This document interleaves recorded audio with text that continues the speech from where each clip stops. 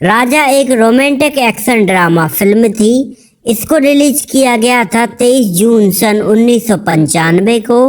इस फिल्म में हमें नजर आए थे संजय कपूर, माधुरी दीक्षित के बाद उन्होंने इश्क, मन, मस्ती और धमाल जैसी कई और फिल्मों को भी डायरेक्ट किया था। फिल्म राजा के म्यूजिक एल्बम को उस टाइम पर जैसे ही रिलीज किया गया तो ज्यादातर लोगों के द्वारा इस फिल्म के लगभग सारे ही गानों को बहुत ज्यादा पसंद किया गया था और धीरे धीरे फिल्म का म्यूजिक एल्बम उस साल का एक सुपरहिट म्यूजिक एल्बम साबित हुआ था। फिल्म के गाने इतने अच्छे थे कि लोगों ने आगे कई सालों तक इस फिल्म के गानों को सुनना काफी पसंद किया था और फिल्म के इन गानों को आज 90s के one of the best evergreen songs में काउंट किया जाता है। और फिल्म राजा के म्यूजिक एल्बम सन 1995 में दूसरे नंबर पर सबसे ज्यादा बिकने वाला म्यूजिक एल्बम बन गया था। सन 1995 में पहले नंबर पर सबसे ज्यादा बिकने वाला म्यूजिक एल्बम था शाहरुख खान और काजोल की फिल्म दिलवाले दुल्हनिया ले जाएंगे का। इस फिल्म की उस साल लगभग 90 लाख से ज्यादा ऑडियो कैसेट सेल की गई थी और फिल्म राजा की उस साल लगभग 35 लाख से ज्यादा ऑडियो कैसेट सेल की गई थी और ये सन 1995 में तीसरे नंबर पर सबसे ज्यादा पैसा कमाने वाली फिल्म बन गई थी। सन 1995 में पहले नंबर पर फिल्म थी दिलवाले दुल्हनिया ले जाएंगे, दूसरे नंबर पर थी करण अर्जुन, तीसरे नंबर पर थी राजा, चौथे नंबर पर थी रंगीला और पांचवें नंबर पर थी बरसात। फिल्म राजा में हमें परेश रावल संजय कपूर के बड़े भाई बने हुए नजर आए थे। एक्चुअली परेश रावल के पहले इस रोल के लिए इंद्र कुमार ने सबसे पहले नाना पाटेकर को कास्ट किया था और नाना पाटेकर ने फिल्म के लिए अपने कुछ सीन्स को भी शूट कर लिया था। लेकिन फिल्म की शूटिंग जैसे जैसे आगे बढ़ी तो नाना पाटेकर और इंद्र कुमार के बीच में नाना पाटेकर के रोल को लेकर काफी सारे क्रिएटिव डिफरेंस सामने आने लगे, जिसकी वजह से दोनों के बीच में काफी बहस होती रहती थी और बाद में आगे चलकर नाना पाटेकर की इन छोटी छोटी बहस के कारण इंद्र कुमार काफी फ्रस्ट्रेट हो चुके थे और एक दिन उन्होंने नाना पाटेकर से डायरेक्टली इस बारे में बात की और नाना पाटेकर को बोला कि वो नाना पाटेकर के काम करने के तरीके से काफी परेशान हो चुके हैं और ऐसी छोटी छोटी बहस करने से अच्छा है कि वो फिल्म से बाहर हो जाएं। और इस वजह से नाना पाटेकर ने इस फिल्म को वहीं पर छोड़ दिया था और उनकी जगह पर बाद में परेश रावल को साइन किया गया था और आगे चलकर इंद्र कुमार और नाना पाटेकर ने अभी तक किसी भी फिल्म में एक साथ काम नहीं किया है। फिल्म संजय कपूर के कैरियर की दूसरी फिल्म थी। एक्चुअली संजय कपूर ने अपना डेब्यू सन 1995 में ही आई फिल्म प्रेम से किया था, जिसमें उनके अपोजिट हमें तब्बू नजर आई थी। लेकिन फिल्म प्रेम एक काफी डिलेड फिल्म थी जिसको लगभग 3 साल पहले ही रिलीज हो जाना था। फिल्म प्रेम की स्टोरी पुनर्जन्म पर बेस्ड थी और ये फिल्म डिले होते होते 5 मई सन 1995 को रिलीज हुई थी और ये एक फ्लॉप फिल्म साबित हुई थी। लेकिन इस फिल्म के लगभग 1 महीने बाद ही 23 जून सन 1995 को संजय कपूर और माधुरी दीक्षित की फिल्म राजा रिलीज हुई थी, जो कि एक ब्लॉकबस्टर फिल्म साबित हुई थी। हालांकि फिल्म राजा में लीड एक्टर के तौर पर इंद्र कुमार के लिए पहली पसंद संजय कपूर ही थे, क्योंकि वो अपनी फिल्म राजा में लीड एक्टर के तौर पर एक नए एक्टर को ही कास्ट करना चाहते थे और संजय कपूर उस टाइम पर काफी नए थे, उनकी एक भी फिल्म उस टाइम तक रिलीज नहीं हुई थी। लेकिन फिल्म राजा में संजय कपूर के अपोजिट लीड एक्ट्रेस के तौर पर एक टाइम पर इंद्र कुमार तब्बू को इस फिल्म में कास्ट करना चाहते थे। लेकिन संजय कपूर की डिलेड फिल्म प्रेम में भी तब्बू उनके अपोजिट नजर आने वाली थी। इस वजह से इंद्र कुमार ने इस फिल्म में लीड एक्ट्रेस के तौर पर अपनी फेवरेट हीरोइन माधुरी दीक्षित को ही कास्ट किया था।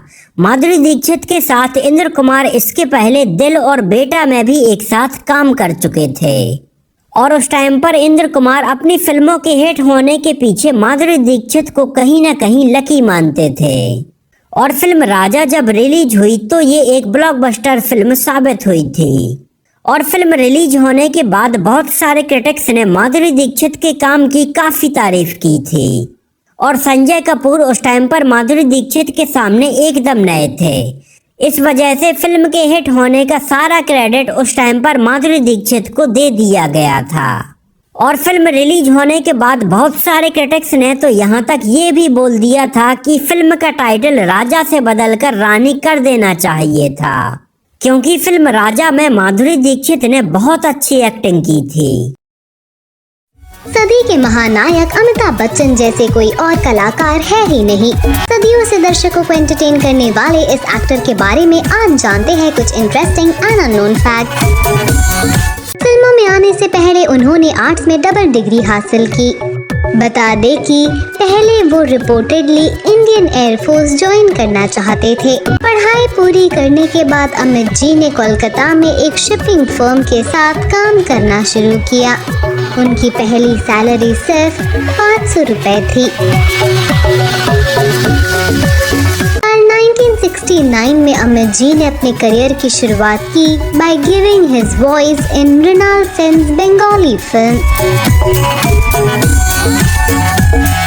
अमित जी शुरुआत में ऑल इंडिया रेडियो में भी काम करना चाहते थे, लेकिन उन्हें उनकी आवाज की वजह से रिजेक्ट किया गया था और आज उनकी आवाज की तुलना किसी से नहीं की जा सकती। एक्टिंग करियर की शुरुआत भी साल 1969 में ही हुई फिल्म सात हिंदुस्तानी के साथ। ये उनकी पहली and one and only black and white film थी।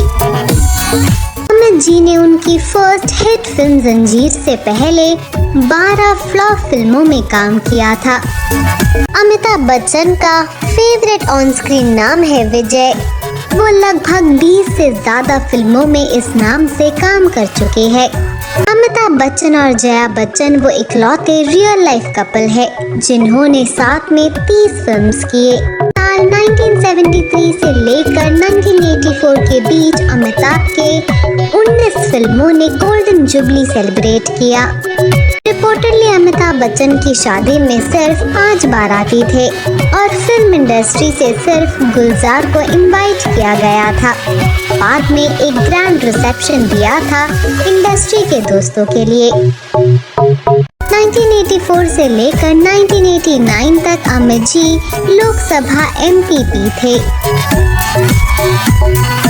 अमिताभ बच्चन को काफी हेल्थ इश्यूज है। कहा जाता है कि वो सिर्फ 25% फंक्शनल लिवर पर जी रहे हैं, owing to hepatitis B virus. Anil Kapoor की फिल्म मिस्टर इंडिया दरअसल अमिताभ बच्चन को ध्यान में रखते हुए लिखा गया था। अमिताभ बच्चन एम्बीडेक्स्ट्रस है, यानी कि वो दोनों हाथों से लिख सकते हैं। अमिताभ बच्चन को लेकर कंट्रोवर्सीज भी हुए हैं। शत्रुघ्न सिन्हा ने एक बार रिपोर्टेडली क्लेम किया था कि अमित जी को उनके प्रेजेंस से इनसिक्योर फील होता है। वहीं कादर खान ने ये कह दिया था कि Amitabh Bachchan was high on power and stardom. Amitabh Bachchan को रेखा के साथ लिंक किया गया था। इनफैक्ट रेखा ने उन दोनों के अफेयर के बारे में कंफर्म भी किया था, लेकिन अमित जी ने इसे इनकार कर दिया। परवीन बाबी ने एक बार अमिताभ बच्चन को रिपोर्टेडली एक सुपर इंटरनेशनल गैंगस्टर कहा था और कहा था कि वो उनके जान के पीछे है, लेकिन बाद में परवीन बाबी को मानसिक बीमारी होने का दावा किया गया था।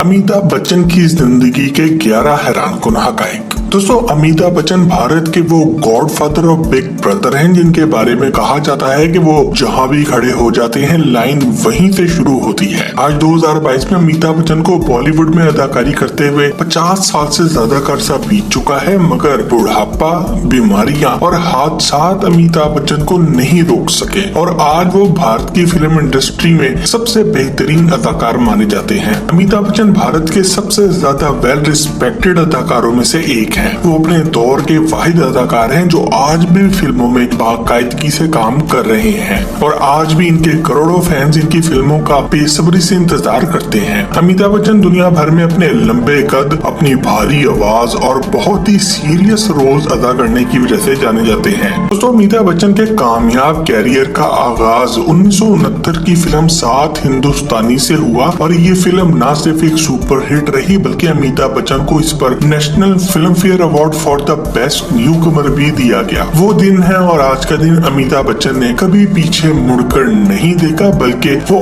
आज भी हिट पर हिट फिल्में दे रहे हैं। अमिताभ की शुरू की फिल्मों में भुवन शोम, आनंद, प्यार की कहानी, परवाना, गुड्डी, संजोग और कुछ दूसरी फिल्में शामिल हैं, जबकि इनकी सबसे नई फिल्मों में ब्रह्मास्त्र, राधेश्याम, झुंड, चेहरे, गुलाबो, बदला और सरकार सीरीज शामिल हैं। अमिताभ बच्चन की अगर सबसे मशहूर और सबसे कामयाब और आइकॉनिक फिल्मों की बात की जाए तो इनमें शामिल हैं शोले, दीवार, मुकद्दर का सिकंदर, कुली, मोहब्बतें, अग्निपथ, शराबी और बागबान। दोस्तों, अमिताभ बच्चन ने अपने कैरियर में सैकड़ों फिल्में की हैं और इनका हर प्रोजेक्ट ही अपनी मिसाल आप हुआ करता था।